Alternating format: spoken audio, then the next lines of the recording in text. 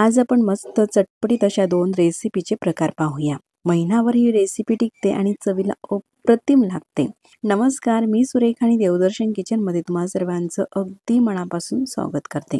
तर या बाउलमध्ये मी 200 ग्रॅम वाटाणे घेतलेले आहे.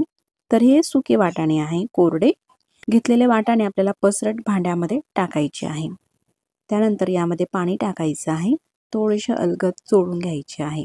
म्हणजे धान्य टिकवण्यासाठी काही पावडर वगैरे लावलेली असते ना, ती संपूर्ण काढून घ्यायची आहे अशा प्रकारे धुवून. आता हे जे पाणी आहे ते काढून घेते. आणखी त्यामध्ये पाणी टाकते.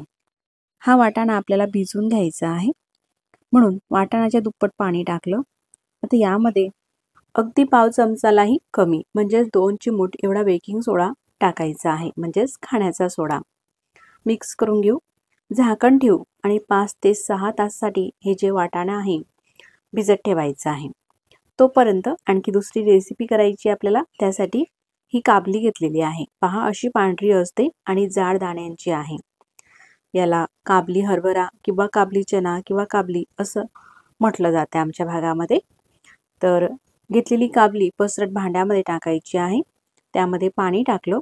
हाताने अलगद चोळून घेऊ आधीप्रमाणेच आणि यातलं पाणी काढून घेऊ.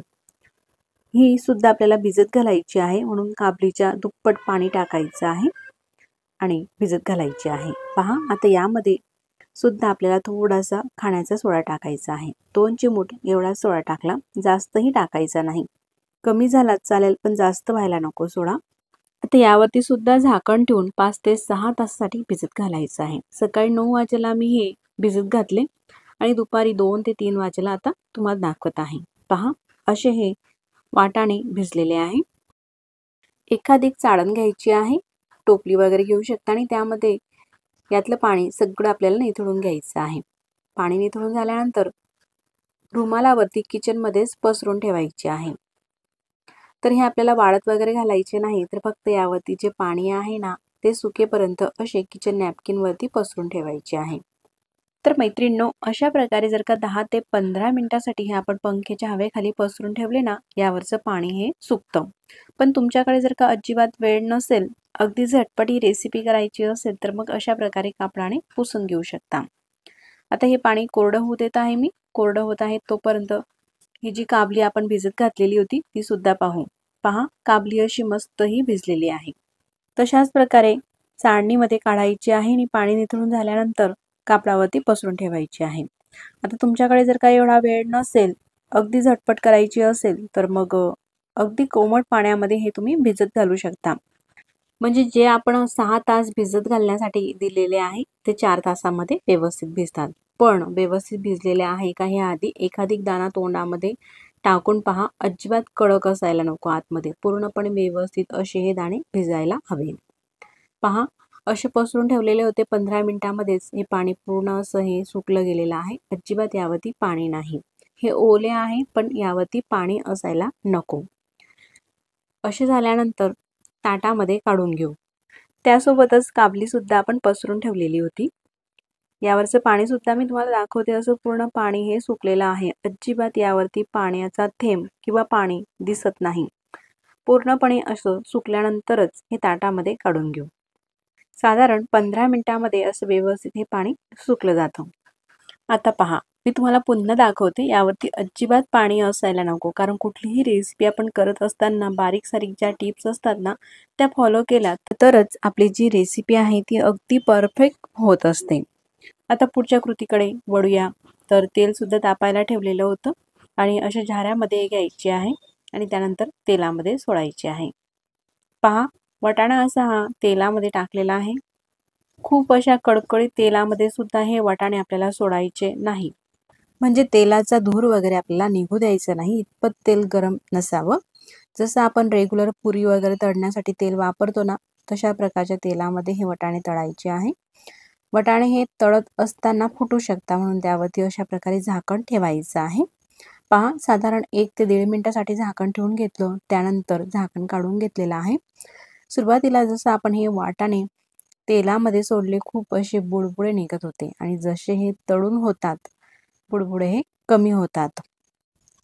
पहा, या प्रकारे आता बऱ्यापैकी हे बुडबुडे कमी झालेले आहे, आता पूर्णपणे कमी झालेले आहे आणि अशा प्रकारे रंग सुद्धा बदललेला आहे। अशा प्रकारे तळून झाल्यानंतर झाऱ्यामध्ये सगळं तेल हे निथळून घ्यायचं आहे आणि त्यानंतर तुम्ही पाहू शकता मस्त असे कुरकुरीत हे वाटाणे तळून झालेले आहे। अशाच प्रकारे आणखीनही राहिलेले वाटाणे सगळे आपल्याला हे तळून घ्यायचे आहे। अशा प्रकारे तेलामध्ये सोडा, म्हणजे तेल हातावरती वगैरे उडणार नाही आणि झाकण ठेवून घ्या, म्हणजे एखादी दाणा फुटला तरी सुद्धा आपल्याला चटका वगैरे लागणार नाही। आता हे तळून होत आहे तोपर्यंत आपण मसाला करून घेऊ। एक छोटी प्लेट घेतली, त्यामध्ये 1 चमचा मिरची पावडर घेतली, ज्यानुसार आपण वाटाणे घेतलेले आहे त्यानुसार मसाला करायचा आहे।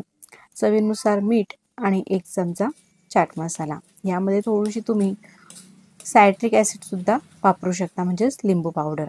चाट मसाला नसेल तर तुम्ही आमचूर पावडरही घेऊ शकता, किंवा तोही नसेल तर मग लिंबू पावडर घ्या। पहा, साधारण 1.5 मिनिटानंतर मी तुम्हाला दाखवते। झाकण काढून घेते।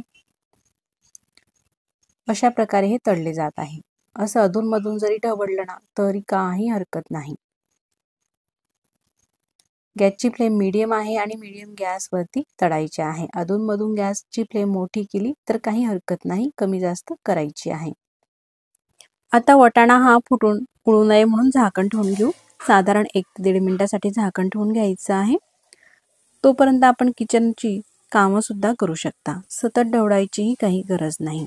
पहा, झाकण काढून घेतलं, पूर्णपणे हे जे बुडबुडे निघत होते ते कमी झालेले आहे, म्हणजे आपले जे वाटाणे आहे ते बऱ्यापैकी छान असे तळून झालेले आहे। पहा, असे तळून झाल्यानंतर बुडबुडे सुद्धा कमी होतात आणि वाटाण्याचा रंग सुद्धा बदलतो। असे झाल्यानंतरच मग काढायची आहे। आणि तिसरी पद्धत, एखादी दाणा तोंडात टाकून पाहायचा, मस्त कुरकुरीत झाला तर मग काढू शकता, नाही जर का असं ओळखता येत असेल तर। पहा, छान असे कुरकुरीत झालेले आहे। संपूर्ण तेल हे निथळून काढून घेते। काढताना अशा प्रकारे एखादी चाळणीचा वापर करा, म्हणजे जे तेल असते एक्स्ट्राचं ते निघेल, किंवा टिश्यू पेपर सुद्धा वापरू शकता। सगळे हे वाटाणे तळून झालेले आहे ह्या प्रकारे।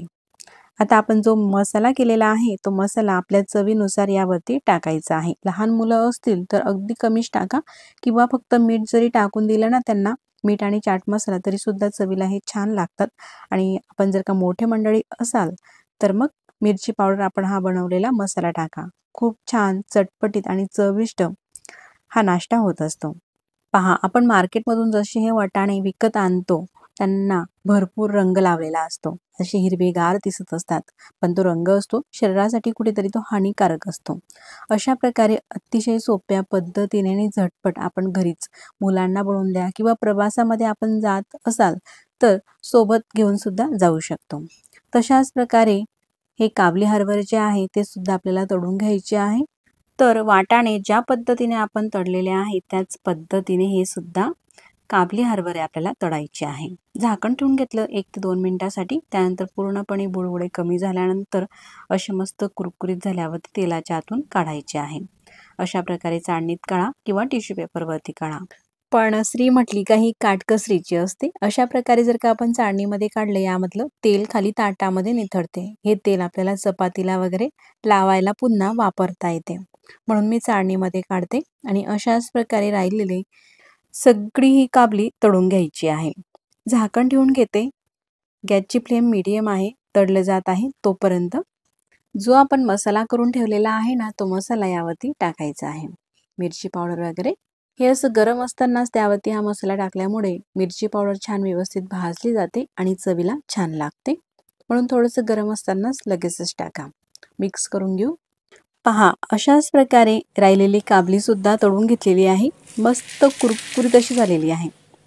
रंगही बदलतो आणि एखादी दाणा टाकून पाहायचं तोंडामध्ये, मस्त कुरकुरीत लागल्यानंतरच तेलाच्या बाहेर काढायची आहे।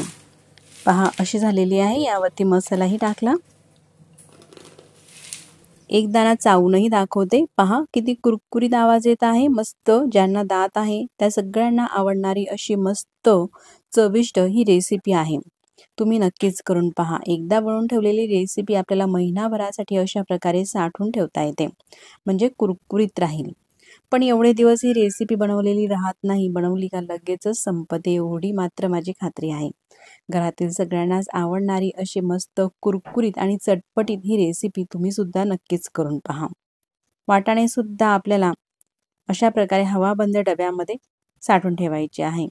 मार्केटपेक्षाही खूप पटीने चांगल्या क्वालिटीने आणि चविष्ट आपण ही रेसिपी अगदी कमी खर्चामध्ये घरच्या घरी करू शकतो. अशा प्रकारे साठवून आपण प्रवासामध्ये सुद्धा नेऊ शकता किंवा घरामध्ये सुद्धा साठवून ठेवा, म्हणजे मुलांना किंवा आपल्याला जेव्हाही खावीशी वाटली तेव्हा आपण घेऊन खाऊ शकतो. तुम्ही सुद्धा नक्कीच करून पहा. ही रेसिपी खरंच खूप चवीला छान लागते आणि बनवायला तर अतिशय सोपी आहे. फक्त सांगितलेल्या काही टिप्स आहे त्यानुसार तुम्ही ही रेसिपी करा, अगदी परफेक्ट अशी होईल. पहा, यामध्ये अजिबात रंग नाही म्हणून असा रंग दिसत आहे. बाहेरची अतिशय हिरवेगार वाटाणे दिसत असतात. तर मंडळी, बाहेरचं खाणं सोडा आणि घरीच बनवा अशा मस्त रेसिपी आवडल्यास रेसिपीला लाईक करा. चॅनलवरती तुम्ही नवीन असाल तर चॅनलला सबस्क्राईब करा. मग पुन्हा भेटू नवीन छानशा अशाच रेसिपीसोबत. तोपर्यंत नमस्कार.